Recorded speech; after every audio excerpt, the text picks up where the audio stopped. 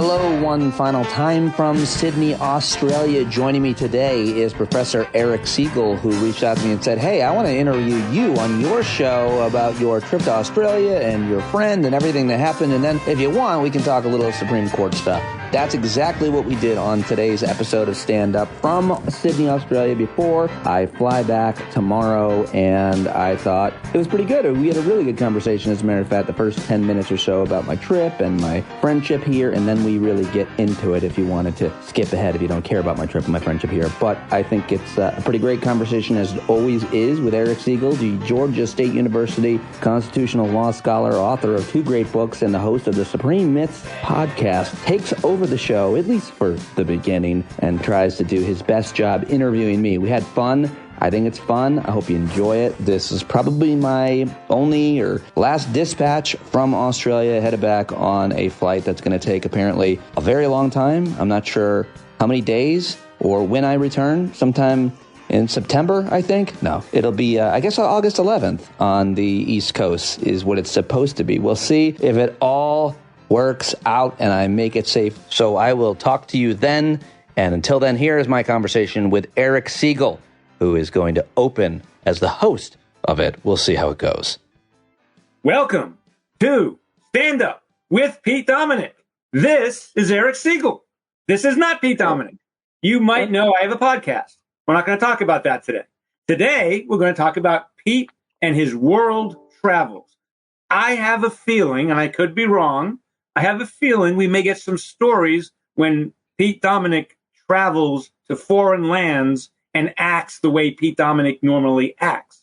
I mean, we have airplanes, we have airports, we have friends, we have incredibly famous shows in Australia to talk about. So I am taking over from Pete for the next 15, 20 minutes, maybe. And then we may or may not get to jerks like Sam Alito and John Eastman and the 3 indictments against Trump with one count. But none of that's important. Pete, welcome to your own show. I mean, thank you so much for having me on my show. Okay. And of course, bluff, we don't care. Okay, here's my question. You were on a plane from New York to Sydney for 20 hours? That's right. I did 6 hours from JFK to LA, and then another 14-hour haul here to Sydney. And it was wonderful. So I have a series of questions. One, how many people did you talk to on that airplane?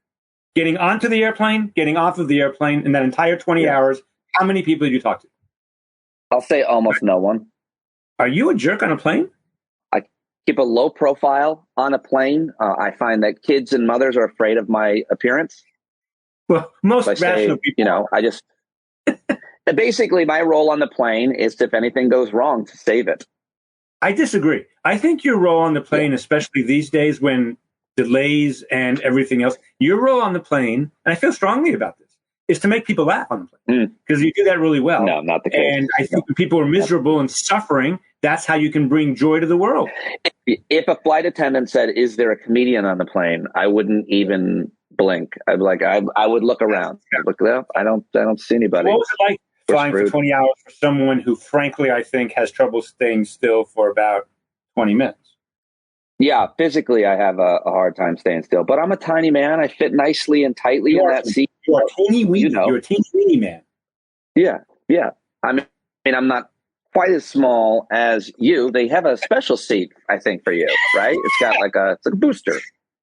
But it was good. I watched. How you define height? It depends how you define height. I watched a film that should only be watched on the back of an airplane seat, Avatar: Way of Water. No, you didn't. Yeah, watch that there, and then when I got here, I'm not interested. Back up. Listen, Pete. The whole point of Avatar 17D 2056 is the special effects, and you just said the only place to watch that on a plane. And as your deconstructionist law professor, I'm telling you, those two things don't mesh. Well, it sounds like you and I have. Sounds like you and I have a major disagreement, because when you're choosing a film to watch on an airplane, you're not First thinking of all, about movie, the experience. Avatar is a movie, not a film. Get your language. I stand corrected. Well, here's the bottom line. It's easy to complain about a long flight. Any of us can do that, a very long flight. As my friend Pete Coe told me, it's like having a box of Hornets up your ass to be on a flight that long. But I was at a museum here in Sydney, and I read about how the penal colonies were established and how they took ships across the ocean for 8 months. And I feel like the perspective of the human experience is always of value. So it's just almost hilarious to be like, oh, wow, I had a 16-hour flight and had to watch a 3-hour amazing film. These people had 8 months, Segall, 8 months to worry about everything, to the worst possible you could imagine having. And so I feel like that really helped me understand. Well, that's interesting. Yeah, that was boring. I think what people really want to know, I think what people really want to know, Pete, so you and I have known each other now since 2010, which is 13 years. There had to be something on this airplane. I don't believe there wasn't. No, the only thing that happened really that's worth remarking upon was kind of a non-verbal interaction I had with my row mate, which was that we were in a row of 3 and I was window and he was middle and aisle was open. After the plane door closed, the appropriate thing to do. He moves. He moves. He did not move. He has to move. He did exactly. I thought all humans of all cultures that would have gotten physical seat. with me. And I'm not a physical person, but that would have gotten physical. I waited patiently. I didn't say anything because I couldn't imagine the cringeworthy awkwardness. 15 hours of being right on top of each other after that one interaction. Hey, do you mind moving? No. All right, let's sit right on top of each other awkwardly for 15. I couldn't do it. I was too timid and I fell asleep. When I woke up, he had moved. Oh, he did. He did move. Okay. Did the right thing. Well, he waited for the whole first hour. He's on top of me. We took off. I'm like, move over, brother. He also had black nail polish, and I know I don't mess with men who paint their nails black. I don't do anything. You know, he's a death metal guy or something. He would have. You arrive in Australia, and my understanding is you go there partly because you have a very close friend who is a very important news anchor there, and for some reason, these people think they should have you on their show. And he was celebrating a special occasion, and you were very much looking forward to that. Were you brilliant? Yes, I have been the entire. I think I've been a really good guest.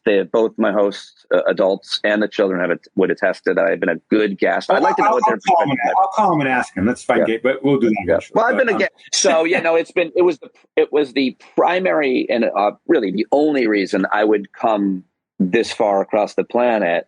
I didn't. Like anybody, I wanted to see Australia. I want to see anywhere, on my list of places. But I came here for him. It's his 50th birthday, and his wife asked that I come, and I was happy to do it. And I could do it. The girls are at camp. Of course, Val went to Italy, and so what was I going to do? And so here I am. You played mom. You played mom.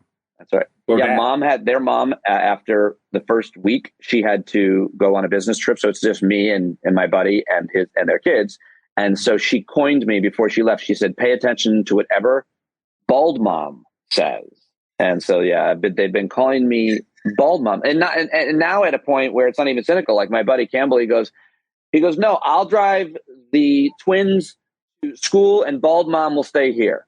Yeah, well, I'm pretty sure bald mom is sick. Yeah, for sure.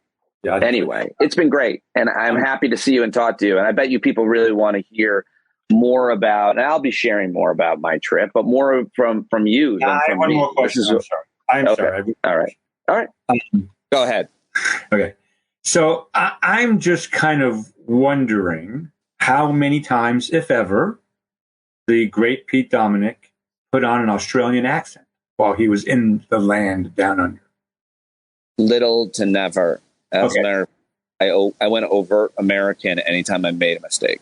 So I would like to hear that accent for the rest of this interview. No, we can't do that. No way. No chance I will do. I mean, because for the same integral reasons, I haven't employed it prior to this hack move of yours. I was a little concerned Australia wouldn't survive, but it has. And you are leaving tomorrow, and you have another 20-hour trip. So I want to say just one thing for you while we end the segment on your travel log to Australia. When you get on the plane tomorrow, if you're lucky enough to have a row where there's a seat in the row that's not empty, you insist that the two of you spread out. Otherwise, I'm going to really worry about your situation. That's a fair. As long as the person next to me doesn't look like they would write violent slam poetry, I will, in fact. All right, I'll try it. Here it is. Good day, mate. The other night we put some chickie on the barbie. Well, Awesome. my buddy's wife was going to uni, and he's a veggie, so I eat the chickie with the kids. And then, we watched the Matildas play and win in a huge triumph last night here on the soccer match. Love it all. That's fab. I really wish you could interview me in that accent. A very famous law professor just wrote an open letter to President Biden saying, disobey the Supreme Court. And I have a lot of sympathy for that. And you are exactly what John Eastman warned that the left was trying to do, trying to abolish America. I mean, that's exactly what... Let's talk about John Eastman. Let's talk about John Eastman for a second. Okay. So I have mentioned on this show many, many times that I belong to a nerdy con law list where probably 1,000 con law professors from around the country hobnob in space, cyberspace. John Eastman used to be part of that list. And we're under some internal rules of what we can say about all of that. But I will say this. It is absolutely abundantly clear that the man, like Trump, lies as he speaks. And like Trump, has zero regard for the rule of law, and his defense of trying to overthrow the United States government, and I'm not making this up, it's not more complicated than this. His defense was based on the Declaration of Independence, saying when people lose control of their own destinies and all that, now I'm paraphrasing, of course, it's time to rebel. His point is, we are like the founding fathers. They had to rebel against the king, and Republican Party, I guess, has to rebel against the United States of America. It's really an unbelievable thing. He is a member of the Federalist Society, I believe still in good standing, and I know him personally. He's a polite man. He's not obnoxious. You don't meet him and go, wow, that's a jerk, like many lawyers and law professors are. But Pete, he's the real deal. And when I say the real deal, all he wants is a white, Christian, male-dominated America. What informs that last most important piece of his 30 ideology? years of knowing the guy. By the way, and not to mention, of course, he's a former Thomas clerk. So here's you were gone, but on Twitter, people saw me say this. It's really a fascinating time. Here's what happens. John Eastman is interviewed and says all kinds of lies and perniciously fake legal theories. Then, clerk of Clarence Thomas, former clerk. Then, Laura Ingraham, at 10 o'clock on Fox News, also a clerk of Justice Thomas, then repeats John Eastman's lies, mistakes, and fraudulent theories. Then Justice Thomas's wife, Ginny, is involved in overthrowing the government. And then John Yoo of the torture memo, also a Thomas clerk, is happily whiling away his life in California as a tenured law professor. Well, who's the common denominator there? Let's just look at it for a second. Eastman, Ingraham, you know who the common denominator is? There's only one. Clarence Thomas. Ginny, Clarence Thomas. Amazing thing, Pete. Okay, I have gone from Clarence Thomas as a bad judge, probably a sexual harasser, and someone who I think has deep, deep issues, to a simple, lying, cheating, fraudulent piece of crap. And I'll be canceled for that, but I don't care. You will not be. I think you probably won't be, unfortunately. So he's the real deal bad. You recently kind of updated your opinion on just how corrupt he is, or we learned something new about how he paid for his RV. He'd always talked about how he was scrapping money together to buy this $270,000 recreational vehicle, motorhome. And what do we know now? We know that he of course got help with that, but that's not, I don't care how it was funded, Pete. What I care about is the disconnect between I'm a man of the people in my RV, where I drive over flyover country. He's big on saying that. I like to drive over flyover country. You know what he means by that, of course. Everybody knows what he means by that. He means he hates the coast. He hates, East Coast and West Coast, and he's a I don't know what he is. But anyway, he that's a good answer, Pete. What I predicted on your show last 2 years, a year ago, June, is coming out to be true. Yeah. What I said, and I said it carefully at the time. I'm going to say it a little bit less carefully tonight. So he wrote, not this term, but the term before this, the Bruin gun decision, which has unleashed chaos in the lower courts. Hundreds and hundreds of judges trying to figure out if laws today are like laws from 1791. And if they're not, they got to strike them down and all this stuff. And what I said to you at the time was, it's bad on every level. It's also bad as it's just an internal document. It has terrible mistakes in it about the First Amendment. And this is the cap point. The thing is, Pete, he's only written a few majority opinions in big con law cases ever. Because, and that's more a reflection on O'Connor and Kennedy than it is him. When O'Connor and Kennedy are on the bench, they wrote, and then you have the chief, Roberts. So he didn't get a chance. But he's really bad at it. It turns out this man does not know how to write a legal opinion. And he's been on the bench for 30 whatever years. So he is right now, we have Eastman, we have our favorite son, Tommy Tuberville, the senator from Alabama, who is just delaying military commissions, I think, because he wants Trump to fill them eventually. Well, he's on principle saying it because of an abortion issue that would be that they, as long as we're going to allow the women to travel and the army to travel to get an abortion and pay for that travel, I'm going to hold up the appointments of the most important. That's not a motivation. I don't try to guess people's motivation, much less Tommy Tuberville's. That's not his motivation. Pete, let's start this conversation tonight, but finish it some other time. I'm starting to get very worried that Trump has really changed his strategy in a very focused way for him, which he can't. Is this the part where you tell me your reaction to the legal case and indictment that you haven't shared anywhere else? Partly.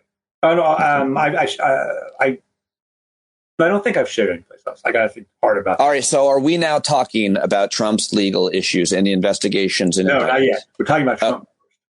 Okay. I want to say this.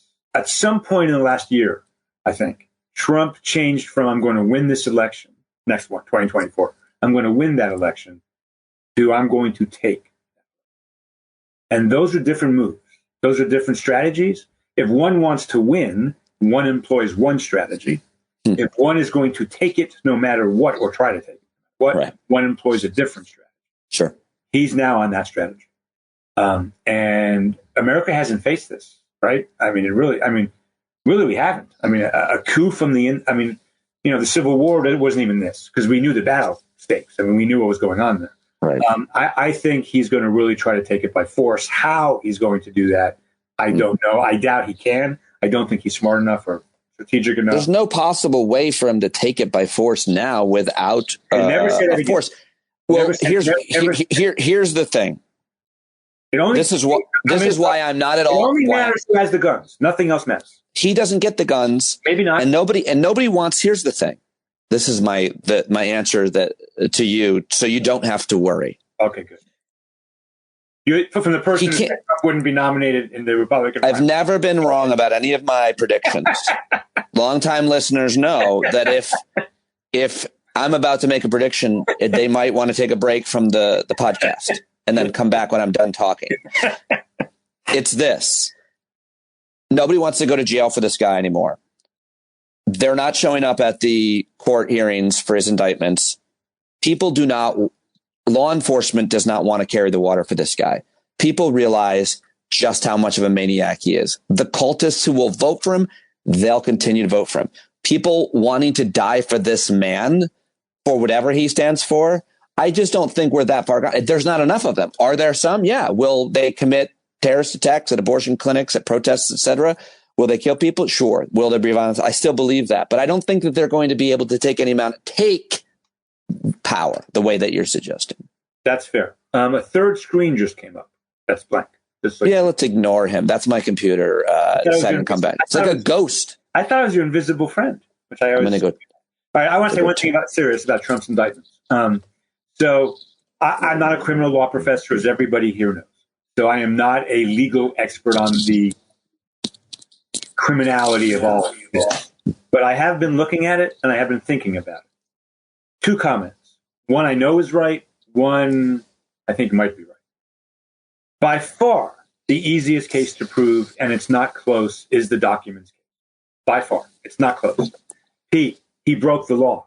And now everybody's innocent until proven guilty, including Trump. He gets his trial of his peers. But the evidence is overwhelming that he broke numerous laws. He has no defenses. He clearly committed obstruction of justice. If that's a fair trial in front of a fair jury, he's convicted. There's just no question. The other three cases are much harder to prove because they go much more to intent. And how big is fair trial, fair jury? Do you want to unpack that at all? The documents case with Judge Cannon and. Well, so far she's acting like the idiot that she is and the terrible judge that she is. But eventually, I'd like to think political pressure will override that for her. But I don't know. I don't want to talk about her because right now it's terrible. And next case, next point. Hopefully she'll get better. But that documents case is as close to a slam dunk as a criminal case can be. So my strategy would be to get all four, once he's indicted in Georgia, which is going to happen next week or this week, I would get all four prosecutors in the room, and I would then go to each of the four judges and say, we're going to try to be big people here. We're going to try to be cooperative. No, and this is the point I want to make, Pete, that liberals need to hear. If Nancy Pelosi or Hunter Biden or any Democrat or liberal were subject to four different criminal cases in three different states over different periods of time, there is an absolute due process requirement that we don't convict people because we stretch them too thin. Like, that's not fair to anybody. And I'm just saying, everything that's happening in Trump, he deserves and is fair. But what I'm saying is we have to be mindful that this is one political party prosecuting the head of another political party. I heard somebody smart and moderate say, this is not ideal. And we shouldn't forget that. This is very, very dangerous. So my thought is, put enough pressure on him to make him go away through one of these cases. And that case is the Florida case. It just is. He took classified documents illegally. Then he lied about that. Then he stored them illegally. Then he lied about storing them. We have videotape of them trying to blow up things to avoid the evidence. It's from what I know, again, jury of his peers has to decide, but it seems very clear. Okay. I am nervous the public is going to get fatigued, and I am more nervous that the other cases are much harder to prove. But let's talk. Yeah. One last thing I want to emphasize. I'm not suggesting anybody have sympathy for Donald Trump. I am suggesting that we have sympathy for anybody who four different governments are going after in four different locations for a barrage of criminal activity, in the sense that they get to get their due process defense in all four cases. And Pete, you do that, but it's complicated with scheduling and everything else. So I think the left would do a service to itself if it recognized those difficulties. Okay. I mean, I'm not sure who you're implicating as not recognizing those difficulties. I think my only reaction to that would be, even if he got the most fair trial in the history of America, a percentage of Americans, his supporters, will believe whatever the script he writes, which is that this is the most evil judge and prosecutor, the most rigged trial. So I agree with you. But he can't say that about the Florida judge. He can say that about anybody he wants. He has dumped every single one of his own appointees and many of his family members right in the ditch because they don't give him what he wants and because he's a giant baby. So I think he'll say that, and that'll be the narrative no matter how fair the jury, the prosecutor, the investigation is or was. So I want to, right. So, it just hit me. I was looking at the screen, and I see it's August 7th, 2023, 6:51 p.m. And I'm thinking, not where I'm at. It's 9 in the morning. But go ahead. By the way, I love kangaroos. Okay, let's stay with your ADD. So and again, you and I met 13 years ago, and we've had literally hundreds of many conversations. And I'm thinking, what a tragedy that so many of those have been about this horrific, terrible, evil germ of a man. I've thought about it many times.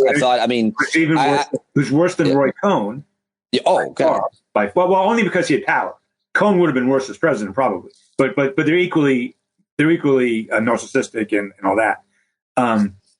when we could have been talking, so I told Pete before we started recording, I've not been the best person on green issues throughout my life. Guilty as charged. We're not all perfect. Yeah. He's tried to bring me along. He has. And I am now convinced I've been terribly mistaken for the last 20 years. And we'll be lucky if the planet lasts 5 more years. My point about that is you and I could have spent much more time talking about that. Or we could have spent much more time about term limits. We could have spent much more time talking about Justice Roberts' unbelievable hubris in the most important cases that just changed all of American education. But instead, we've got to spend our time on this person who broke our country. And it just, or further broke our country. Yes, there's a lot to be said about how much of our lives and our conversations on and off the air he has lived in. And one could make that, the point that it's your fault. You didn't have to talk about him. I've never bought that point. I'm like, it's unfortunately it'd be like not talking about he was president. He was the maniac of a world leader. So, but let's get back though to, it's a fair point to make how much time we've talked, but on the indictments themselves, when I do want to get your take on the argument that we're hearing that's been simplified down to the president of the United States used his free speech. He said what he believed. Lawyers told him this, and you're going to arrest him. You're going to indict him for that. And my only thing, not being a legal scholar, is like most of the mafia bosses and most of the worst people a lot of the bad people got in trouble for things they said on tape. Pete, this is another example, and this is a conversation I'd like you to have with some experts someday, not me. The media has let us down, the left media has let us down so badly here because we shouldn't be just talking. This is not something even to be this, like we should just be rejecting it. Okay. No one is allowed to take the witness stand in federal court or state court. Let's just talk about federal court and lie. That's called perjury. There's a federal law about that. And you go to jail if you do it. Okay. 100% speech. All you're doing when you commit perjury is using words and expression. It is speech. No one has ever claimed the First Amendment prohibits perjury prosecution. Sure. And you call up a friend who happens to be a United States senator and say, I'll give you a pack, $5 million if you make sure that you vote to zone the area in my district for a museum. Okay, that's bribery. That's a crime. It's 100% speech. There's 2 points here. We have to go on and on with that, obviously. Treason can be speech. The point here is we criminalize speech all the time. So that's a stupid. But what's worse than that is this case isn't about speech. It's like saying there's a debate over the statute of limitations, even though this case raises nothing about the statute of limitations. This case is not about speech. This isn't about what he said. It's about what he did. And what he did, it appears. It depends on the case. So in Florida, he coerces a federal state official to overturn a valid election. That's the prosecutor's case. All right. That's not. That's in Georgia. In Georgia. That's action. Okay. In the Florida case, he takes classified documents illegally and wrongly, covers it up, obstructs justice, tries to get rid of them, denies the whole thing, then gives all kinds of conflicting. Those are acts that are crimes. And then also was subpoenaed to return them and didn't. Free speech has nothing to do with any of that. Nothing. The indictment that came down last week, slightly more complicated. But at the end of the day, Pete, what he's going to get in trouble for in that case is if he conspired with others about the fake electors. That's where that case really hangs, I think. That there was this movement to present to Mike Pence a slate that they were going to call authentic, but they knew was false. And given the 45-page indictment, you and a lot of legal analysts, anybody who knows anything about prosecuting any crime, much less the highest profile crime in the world, that it would make you think that Jack Smith and his team have that evidence, solid evidence, or they wouldn't have gone this far with this person. I certainly hope so. And then finally, the Stormy Daniels case, that doesn't even involve speech at all. That's just obstructive. I mean, so the free speech is not, when free speech was an issue? The 303 creative versus, that case involving, that's a speech case. Right. It's not speech. And people go to prison for speech all the freaking time. So and rightfully so, because when it's evidence that a person is committing a crime to maybe defraud your family, like the idea that you're defrauding people constantly of their inheritances. We're hearing this all the time in all kinds of ways. I guess if I call up someone and say, I'll give you $100,000, would you mind rubbing out Bill Barr? That's a crime. I mean, it's not a crime to rub out Bill Barr, but it's a crime to solicit. Listen, you have to stop saying rubbing out, because you're clearly referring to an assassination, and my generation refers to that as masturbation. Nobody wants to do that to Bill Barr. Are you saying we're of different generations? Rubbing out, I guess we are, because we don't use that way, sir. So I'm very sensitive about my age and my height. All I am saying is that what you're making me think. You're making this about yourself. You're making my entire audience of a certain age at least think about Bill Barr and a sexual nature. It's not fun for us. All right, I got to go, Pete. I want to ask one last question to you. So, my understanding is one of the reasons, or the main reason, I'm being serious now for a second. You went to Australia because you have a really close friend there who was a newscaster there, and you've known for a very long time. And I talked to you before you went, and it was, and I don't think it's a total secret that you a teenage girl and a girl going to college, and life gets messy for all of us with kids in high school and college. And stuff like that. You seemed really excited to see your friend, and I've thought, and with all the losses I've had in the last year and a half, which people know about on your show, friendship to me has become it's always been super duper important, but actually it's becoming even more important. My question to you is, you're willing to answer it. And if it's too personal, you don't have to. When I see an old friend I haven't seen in a long time, I'm always a little, I hope it's the same as it was, because even Zoom isn't the same phone. Sure, yeah. So I just had a thing with, I saw a couple of really old friends from high school and college, and it was great. And we picked up where we left off. I hope that's how it went for you. Is that how it went for you? It's a great question. And not really. He immediately put his hand up in front of me and said, "No more kissing." Which I was like, I came all the way. Well, you do kiss too much, especially Sweeney. By the way, when you left my house last time, Sweeney said, "Too much kissing." Yeah, so did Lynn, which was really. She was referring, of course, to the guinea pigs. I have this relationship with this friend. Question, if you. No, I'm not at all. I appreciate the opportunity because I think it's important to share and hopefully give other people the idea. We use an app called Marco Polo. I hate to sound like but it's great, and it's especially great. That's a game in the swimming pool. It's especially great for men.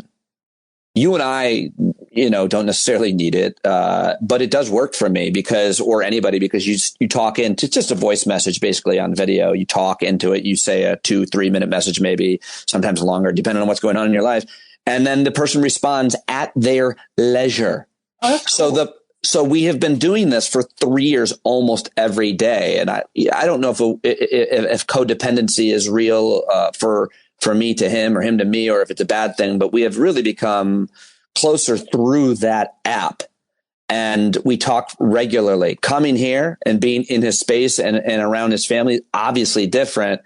I'll say something to him and he is still recording his message back to me, sometimes 15 minutes later. He won't speak to me in person. He only talks to me through that device. It's super weird.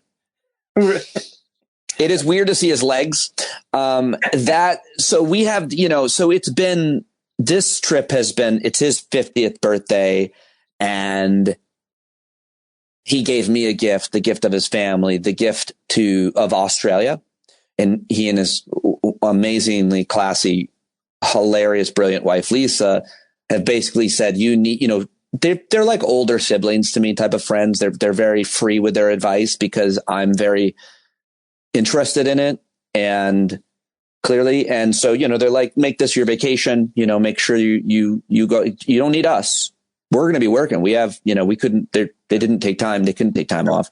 And their kids are in school. I've gotten close with their kids, which I love. And by the way, for those listening here, I know everyone knows this, but I'm confirming it. He is great with kids. Yeah, my dad was great with kids. I think that's an important thing to be. At every age from like 4 to 15, and you've been great with my kids. Thank you for saying that. It's an important thing to me, and I work really hard at it. And we've had a great time. I've had a great time with our kids. I wasn't expecting to get as close. I'm not surprised by it because they're great kids, and I love, I know how to communicate with them and gain trust. But I guess I wasn't expecting it being hard to say goodbye to them, like say goodbye to the kids. I've been here for almost 10 days, so it's been wonderful. And what you said about friendship is so true. You've role modeled on that. You've taught to me a lot about how important your friends are, but most importantly, you've counted me as one of them and treated me as such. And so, yeah, I mean, for him, I would travel all the way across the planet. For you, an hour. I said, could you meet me in Beacon? We did. And we did. And I know. Hold on a minute here. Now we got to get going. So my wife and I, with 2 teenagers in the car, drive from Atlanta to Lake Como, Pennsylvania. Who knew there was a Lake Como, Pennsylvania? We dropped the kids off at camp. We are now 2.5 hours away from Hudson, New York. Pete lives 2 hours away from Hudson, New York. We call Pete and say, we want to see you. Badly. I hadn't seen you in a while. And we met an hour. We drove an hour. You drove an hour, and we had a great time getting wet. Getting soaked, if my memory serves. And it was really fun. And I was really glad to do it. And you live in a really nice part of the world too. I do, the Hudson Valley. But all I'm saying is like I'm not sure you're hearing this, but like the value of my relationship with him is I would fly across the planet. No, I heard you the first time. I'm very hurt. For his birthday. And for you were like, I'm 2 hours away. I'm like, can you meet me? No, that's not how it went. I was like, can we get together? And you were like, well, I'll drive, maybe an hour to see you. As he gets his boarding pass, it's like 24 hours next to some douche who won't move over. For this guy, for this guy, I'll take a box of Hornets in my ass for 15 hours. Gotta go, my friend. Thank you. Thank you very much for doing this.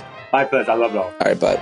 All right, there you go. Eric Segall and I. Go follow him on all the social medias and let him know you heard him here, as you do all of my guests. We'll get back to regular posting next week. I hope you appreciated today's conversation, and hopefully I'll get back soon and safe and talk to you then. I love you. I've missed you, and I look forward to hearing from you and seeing you hopefully at Thursday night's hangout. If the jet lag isn't too bad, we will see. I'll keep you updated on that and everything else. Until then, John Carroll taking us out as always. You better stand up. When you're tired of begging, saying pretty please, that's the time you gotta finally get up off of your knees.